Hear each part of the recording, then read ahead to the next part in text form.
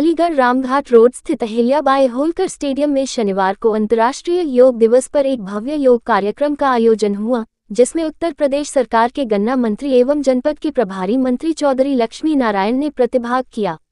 उन्होंने जनप्रतिनिधियों, पुलिस और प्रशासनिक अधिकारियों, सामाजिक कार्यकर्ताओं और आम नागरिकों के साथ मिलकर योगाभ्यास किया और योग के महत्व को रेखांकित किया। कार्यक्रम को संबोधित करते हुए मंत्री ने कहा कि योग केवल शरीर की चपलता नहीं, बल्कि मन की स्थिरता और आत्मा की शुद्धि का मार्ग है। उन्होंने श्रीमद् भगवद गीता का हवाला देते हुए कहा कि भगवान श्री कृष्ण ने भी योग के माध्यम से विश्व कल्याण का संदेश दिया था।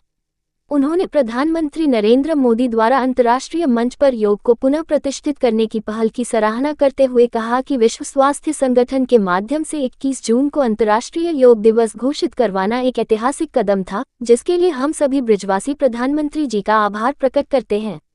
इस अवसर पर चौधरी लक्ष्मी नारायण ने सपा सांसद एस.टी. हसन के योग पर दिए गए बयान को कुतर्क करार दिया। उन्होंने कहा, जब किसी को अच्छाई में भी बुराई निकालनी हो तो वो जरूर निकालेगा। सांसद एस.टी. हसन को न योग का ज्ञान है, न उन्होंने कभी योग किया है। ऐसे में उनका बयान सिर्फ राजनीति से प्रेरित और दुर्भावनापूर्ण है। योग आज केवल भारत नहीं, पूरे विश्व के लिए मानसिक शांति और आत्मिक जागरूकता का आधार बन चुका है।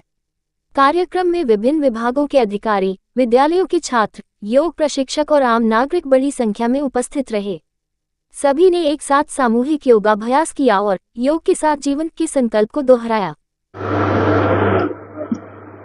योगा के लिए भगवान कृष्ण ने 5500 वर्ष पहले अर्जुन के माध्यम से पूरे विश्व को एक संदेश दिया था।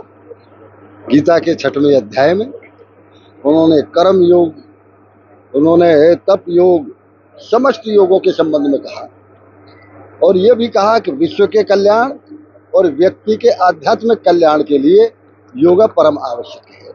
बिना योगा के किसी कीमत पर एकाग्रचित्त व्यक्ति नहीं हो सकता। बिना योगा के उसकी सांसारिक इच्छाओं को सीमित नहीं किया जा सकता, क्योंकि इच्छाएं तो असीमित हैं।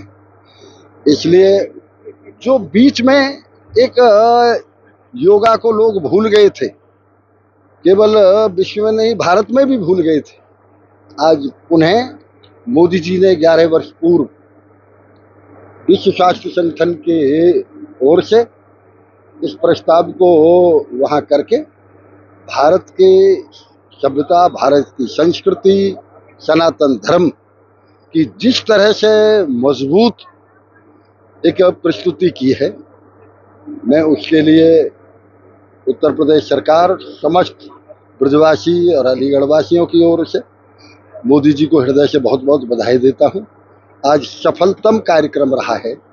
यहाँ के प्रशासन, यहाँ के आयुष विभाग, यहाँ के समस्त जनप्रतिनिधि बधाई के पात्र हैं और मीडिया को बहुत बहुत इसलिए बधाई, एक योगा के प्रचार प्रसार में उनका विशेष रूप से योगदान है।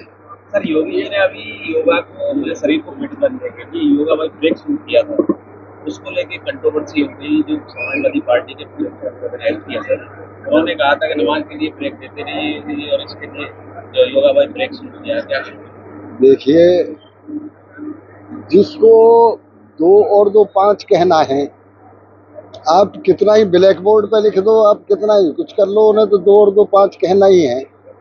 ये कोई तर्क है? जब उनको योगा नहीं करना है सांसद जी को, तो उन्हें फिर योगा के बारे में बोलना ही नहीं चाहिए। योगा के बारे में उन्हें ज्ञान ही नहीं है। योगी जी तो खुद योग से ही तो योगी जी हैं।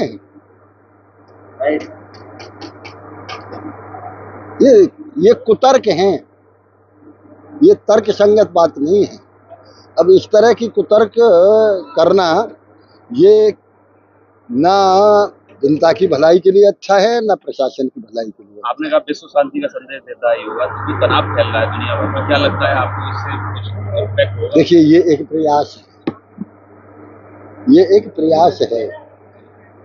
2 प्रवृत्ति जब से सृष्टि की रचना हुई हमेशा से रही है, दैत्य और देवता।